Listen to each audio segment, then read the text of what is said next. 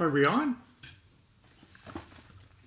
I'm trying to straighten up just a square foot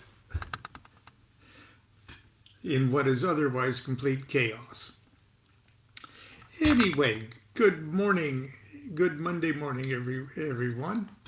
Hope everybody had a wonderful weekend. We're a little concerned about we're a lot concerned about the state of the pandemic and the new variant and how incredibly contagious it is, and the fact that several of our friends have come down with it.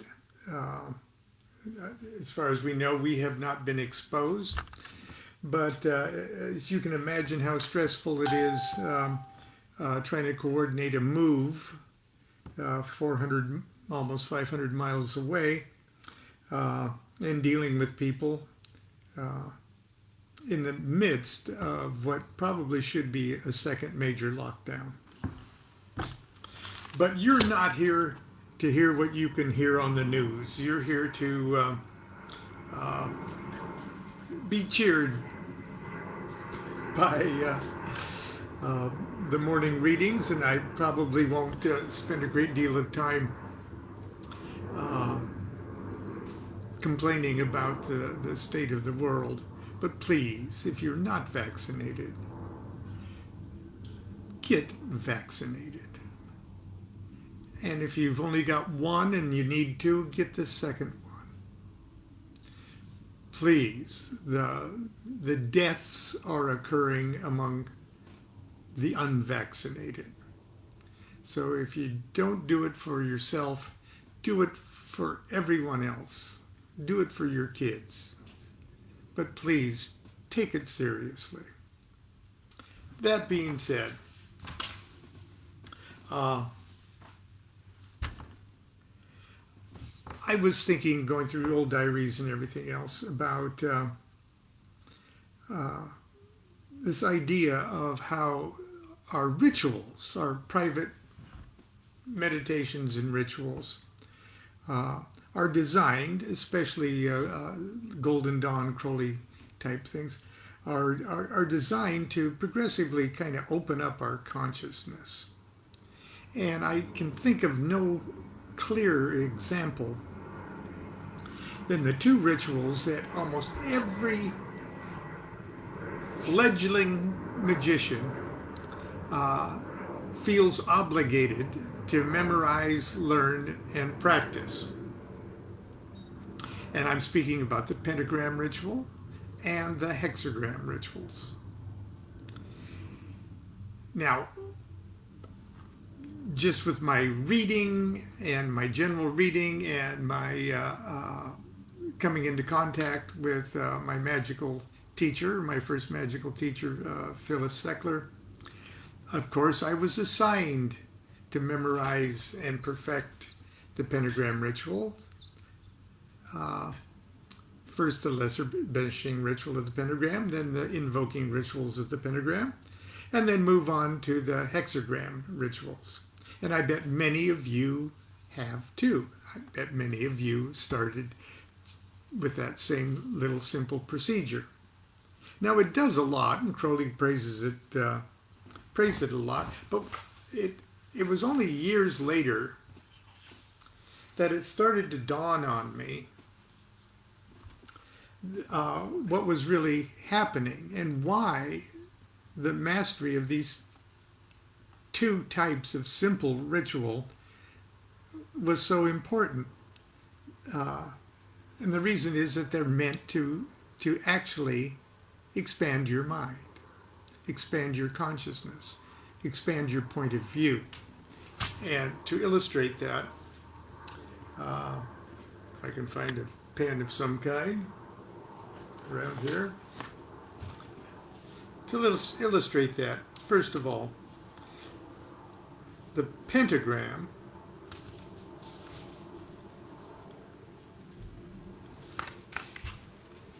the pentagram, mastery of the pentagram gives you mastery of the elements and the four directions. Okay. 4 directions, north, south, east, west. 4 elements, fire, water, air, earth, and all of them joined together, held apart by the master key of spirit. Okay. It's really cool. And you sort of intellectually grasp that as you're doing the pentagram ritual, and mastering it and memorizing it and implanting it and sowing the seeds of the consciousness that is that elemental consciousness. But it's bigger than that. Everything broken up into 4 is that universe that we more or less call objective reality. And it starts at the 4th sephira of the tree of life, the first sephira, which is the first sephira below the abyss, number 4. That's fine and good. And when you do the pentagram ritual, when you stand up and do it physically, or when you astrally project or transfer your consciousness to a body of light and perform it that way, you're still picturing yourself as standing more or less on a flat earth surface with a east and a south and a west and a north. And you draw those pentagrams to protect those quadrants. You invoke the 4 great archangels, and in doing so you also attune yourself to the 4 parts of your soul and the 4 Kabbalistic worlds, all represented by that Yod He Vav He formula. And it's a really high formula. It's wonderful and everything else. But as you're doing that, you're sort of gaining confidence in your mastery of a universe that has 4 directions, and you're Mr. Up and Down. Okay? And you get really comfortable with that. Oh, I can whip up elemental spirits. I can, this gives me access to the Enochian elemental tablets. Oh, I'm kind of a great magician if I have mastery of the pentagram. And indeed, you are pretty hot. But then you move to the hexagram. You're nice and comfortable standing on the surface of the earth like a flat earth. I got my mind wrapped around the flat earth direction thing. Okay. You move to the hexagram ritual. You're forced to expand your mind and self-identity away from that flat earth magician standing with directions and stuff like that. It forces you to identify with the sun, surrounded by the belt of the zodiac. There is no longer up and down in the same way that we think of it back on the flat earth thing. North, south, east, west, up and down. No. When you're the sun, everything is up. Everything is down. And you're surrounded by the belt of the zodiac. Can you see how your brain had to go, pentagram ritual, hexagram ritual? Me standing on the earth, me, the sun. And so then you've got, the classic hexagram is that with the planets of the ancients. The sun's in the center. The sun's in the center. And the other 6 planets of the ancients are on those points. Okay. Why did I do that this morning? Because I want to read to you. I want to read to you something that Frater Achad, Charles Stanfield Jones, wrote very early on in his career.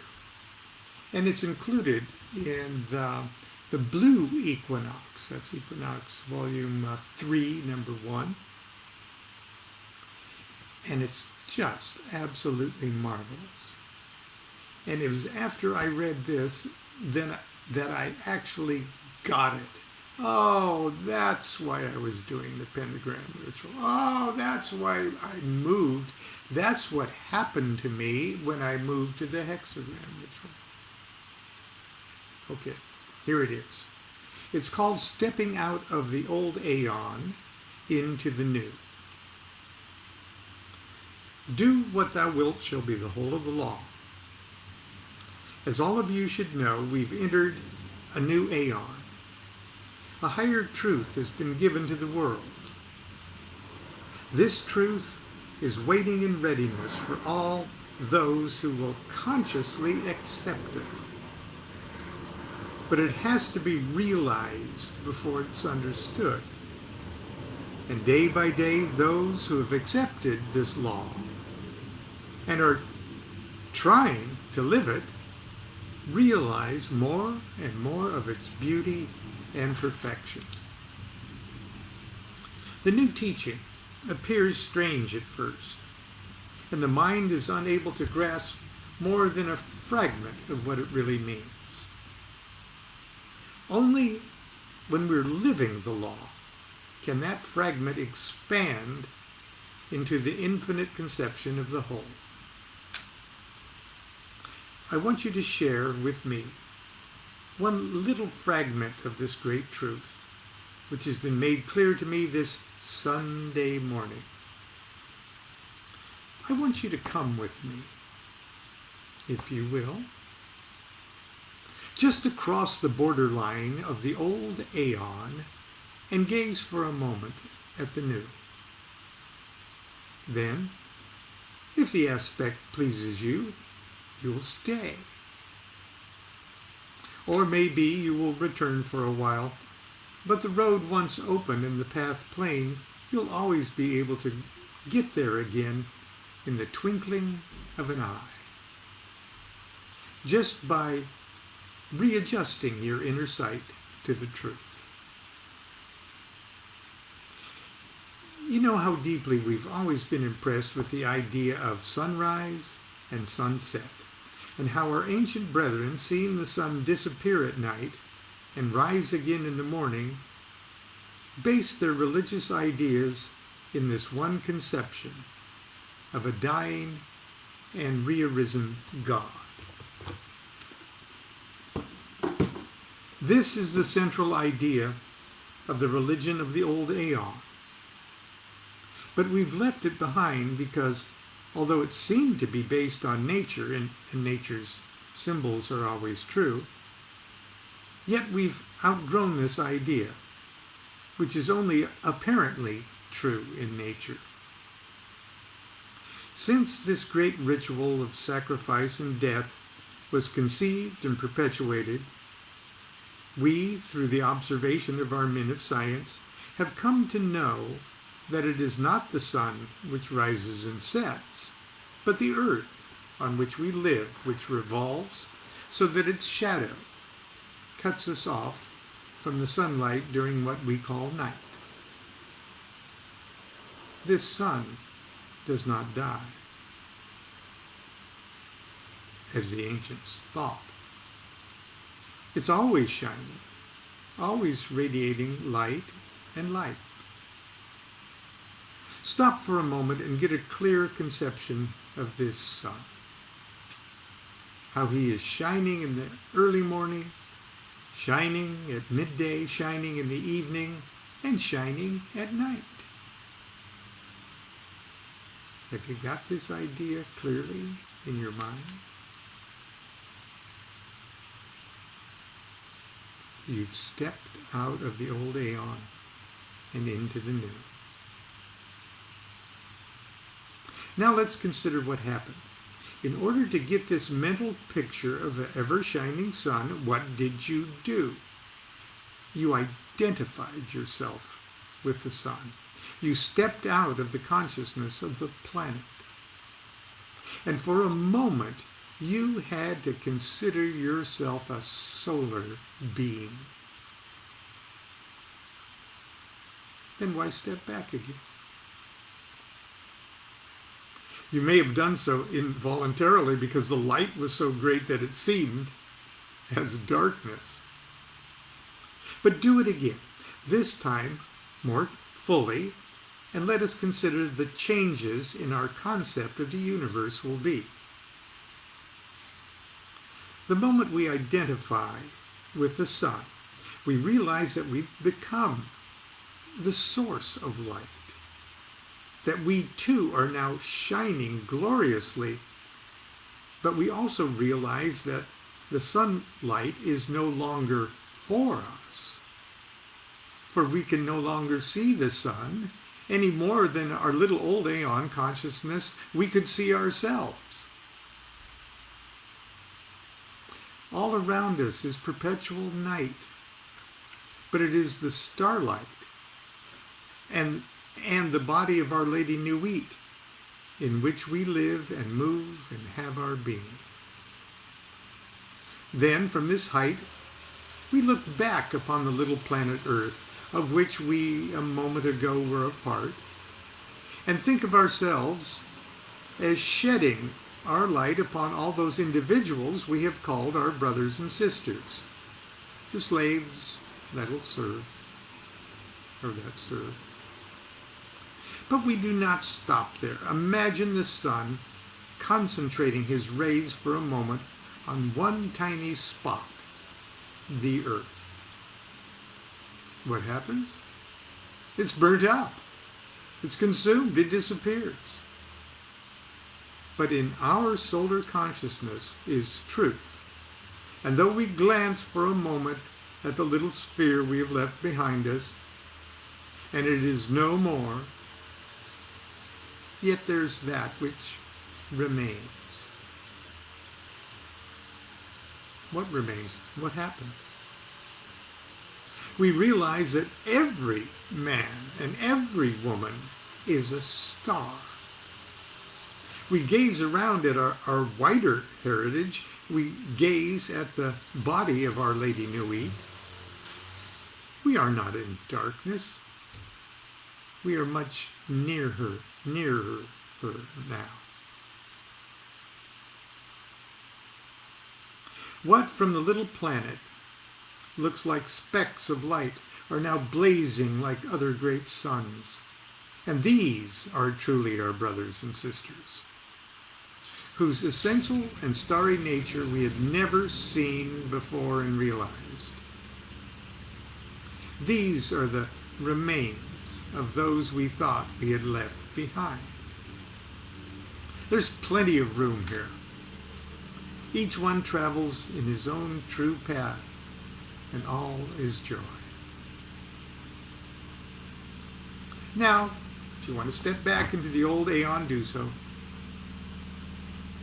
But try and bear in mind that those around you are in reality suns and stars, not little shivering slaves.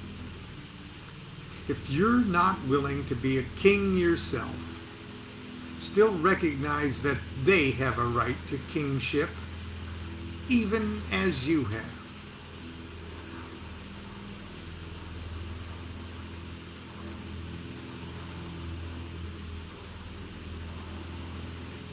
And you have it whenever you wish to accept